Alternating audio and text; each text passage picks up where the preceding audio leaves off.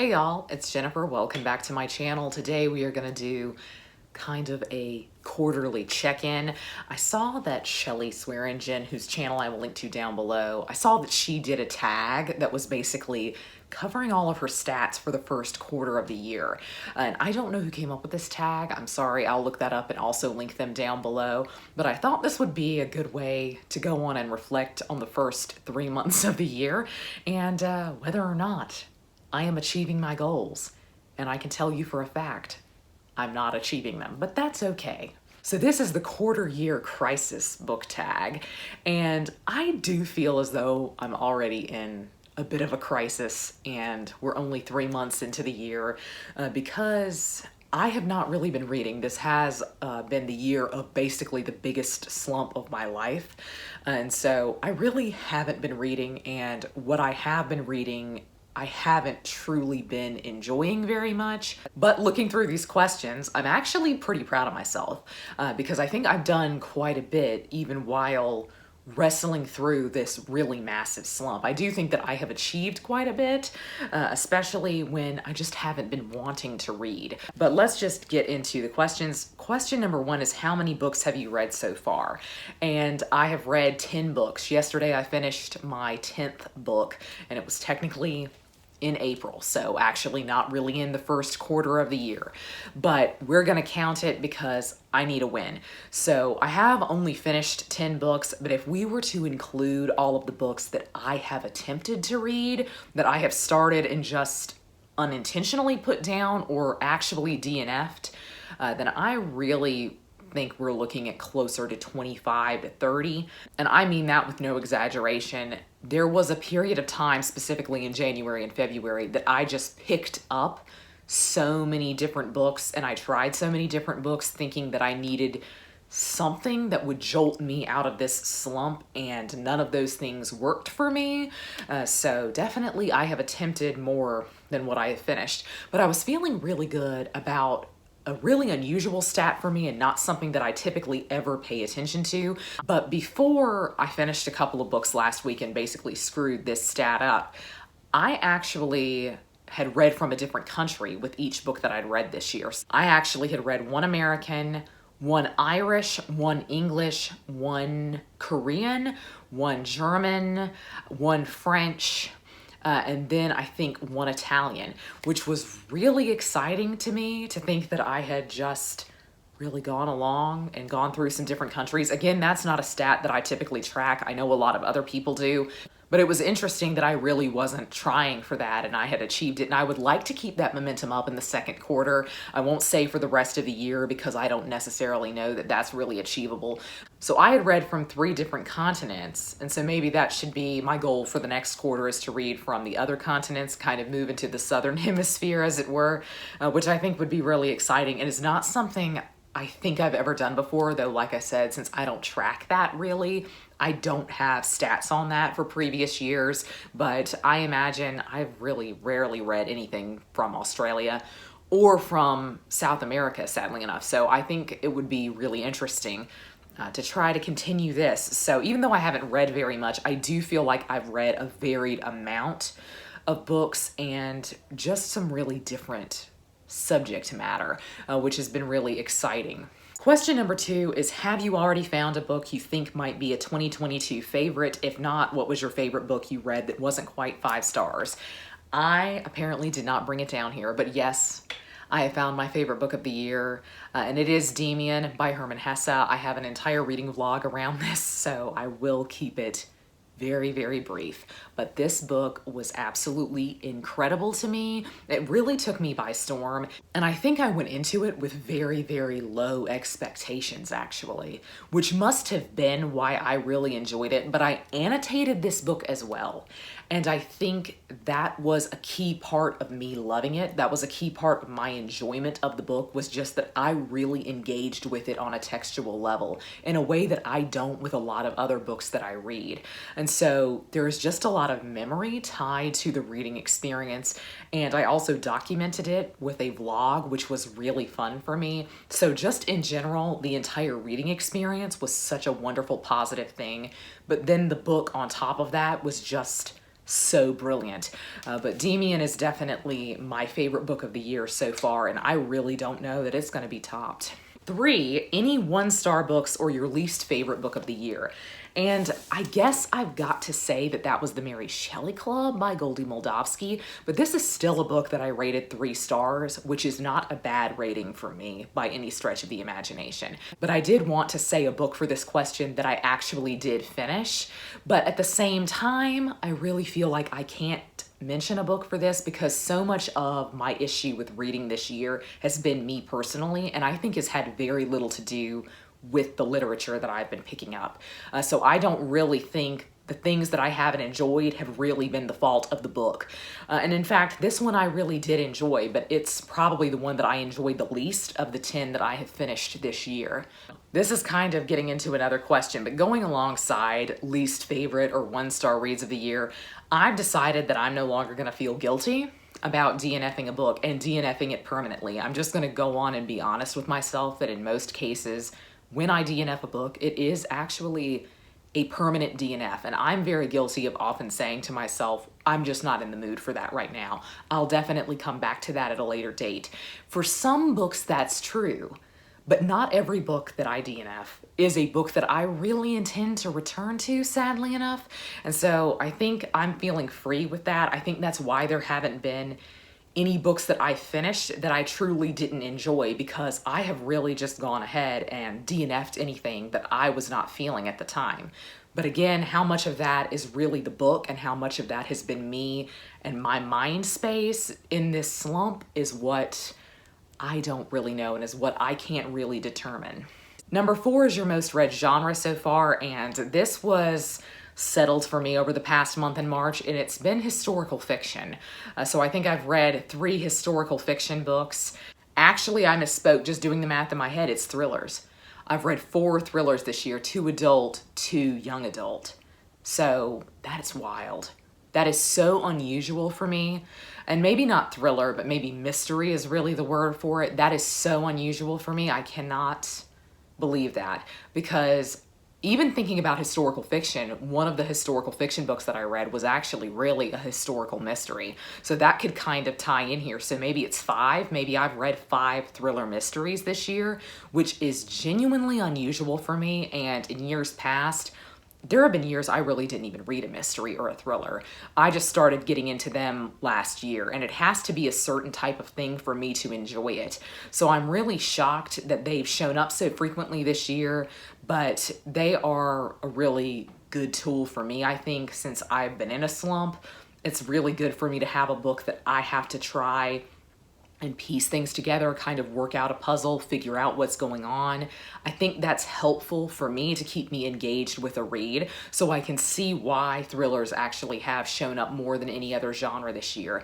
My least read genre so far this year, which is typically a top genre for me, is the very broad, a kind of age range, let's call it, of classics, because really classic is not really a genre.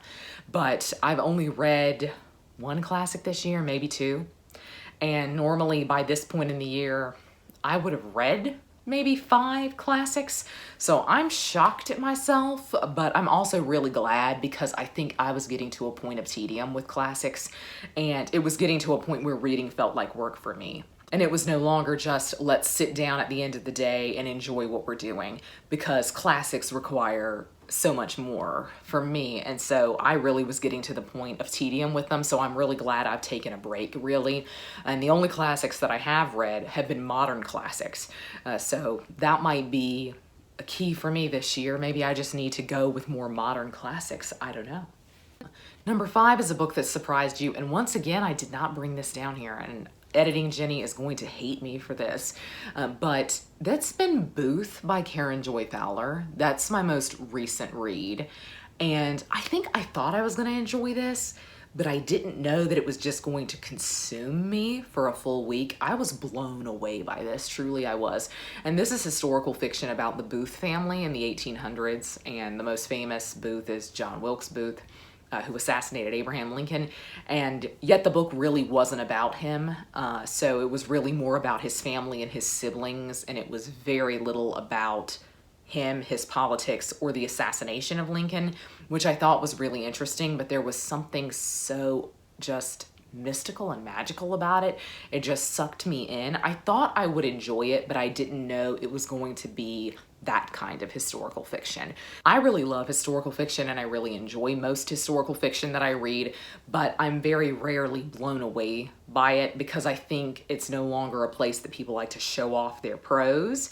And I really like lyrical and just very purple prosy historical fiction, and I think those are few and far between. This really reminded me in many ways of Wolf Hall, which is one of my favorite historical fictions, and I really only enjoy Wolf Hall because of her writing.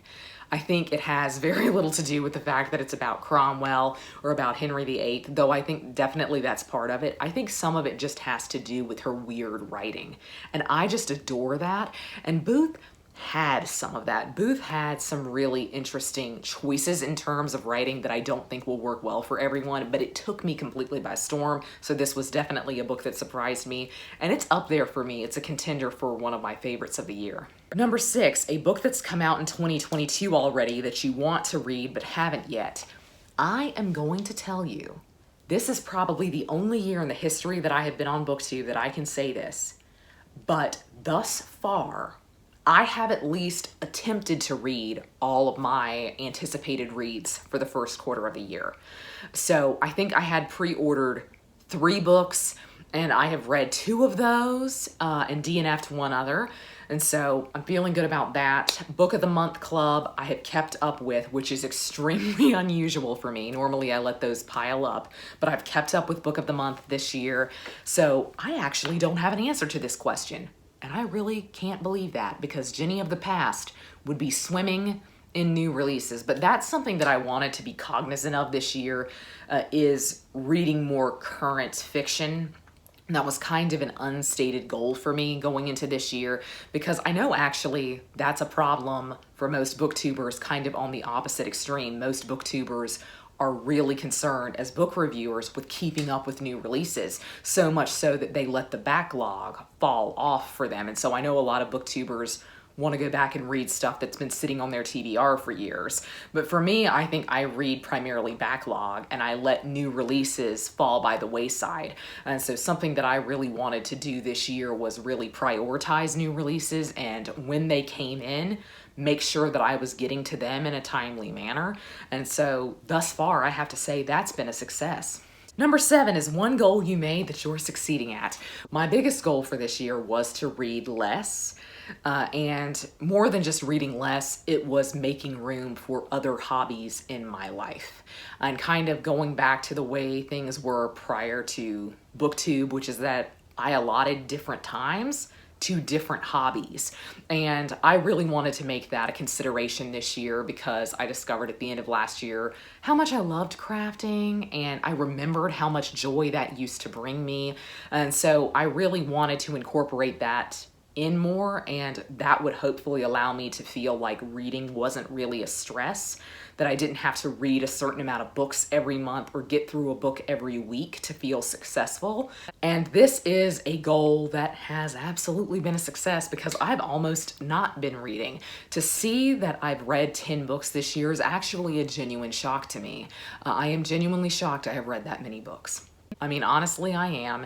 And the majority of those books I read in the past month. So it's not something that's been building up across the past 3 months. The majority of them I read in March. So hopefully I'm on the tail end of this slump, but I do want to say that I think this goal has been ultimately very successful. Number 8, one goal you made you need to focus on. Basically every other goal I made, which is funny to say because something else I wanted to do going into this year was not make very stringent goals. I am not somebody who ever listens to goals, and I know that. I just set them for fun. And so this year I decided to just free myself even from that. So one goal that I do need to work on is I was going to try to make this a year of Percy Shelley and read through his reading list. And I don't think I have done anything. I've DNF'd a couple of things on his reading list actually. And again, through no fault of the book's own. I think really because I am not in the mind space to read a classic right now, and to read a dense classic, a really much older classic, if you will. So I'm just not in the headspace for that right now, really. But I will definitely return to this goal. Another of my goals for the year was to read through RM's reading list, RM from BTS. And I'm working my way through that pretty well, I think. It's just not going as fast as what I thought. I genuinely thought that that was going to be a single reading vlog, like reading through all of the books that he had recommended. And that's absolutely not true, and it hasn't happened. But again, I've DNF'd a lot of his books. Though I will say, some of the books he's recommended I absolutely just didn't get on with, and so those DNFs are actually permanent. So maybe RM and I don't get on. We don't have the same reading taste, sad to say, but I do think that Percy and I probably do. I just need to be in a better headspace for it, if you will. Number 9 is new to you booktubers, bookstagrammers, or booktokers for 2022 you recommend. I'm gonna be honest, I haven't been watching a lot of booktube or book content recently, and in fact, it's not really even recommended to me. It's made me wonder if a lot of people haven't just stopped making videos or if it's just not recommended to me anymore. I'll tell you, I'm still deep in the K-pop hole. And so literally my entire YouTube page is Korean media. So I don't ever get recommended booktube stuff. It's stuff that I have to actively search for. But one booktuber who I just love, and I actually discovered her towards the end of last year, is Grace from GK Reads. She reads mostly literary fiction, so it's a shock to me that I really got into her channel because I never read literary fiction and I have zero desire to ever read literary fiction. But I just really enjoy her channel and I enjoy the way that she reviews books. She does make me occasionally want to get out of my comfort zone and stray into the realm of literary fiction. So I really love her, and I also love Books with Brittany. And I feel like I've been subscribed to Books with Brittany for a long time, but it was only this year that I found her, which is strange to say. But I love her so much because she puts so much of herself into her channel, and she has gone through a change in her reading recently, which I think she was really stressed about because she started out kind of as a fantasy reader and now she's moved more into the literary fiction, historical fiction realm. And it's just been really comforting to me to watch another booktuber go through changes in their reading. And she's always upfront about being in a slump. She just feels very real to me and raw. And so I just love Books with Brittany. So I will link to their channels down below. All told, I'm not gonna feel bad about anything. I actually think to be in the worst slump of my life, I've had a very successful first quarter of the year. I'm not gonna stress about anything. Once again, one of my goals this year was not to stress about reading, just to read when I wanted to and read what I wanted to. And I think that's been achieved. But that's how my first quarter has gone. I would love to know how the first quarter of your reading year has gone. I hope it has gone better than mine. But again, any success is a success for me, in my opinion. So I hope you're all having a great week. Happy reading. Goodbye.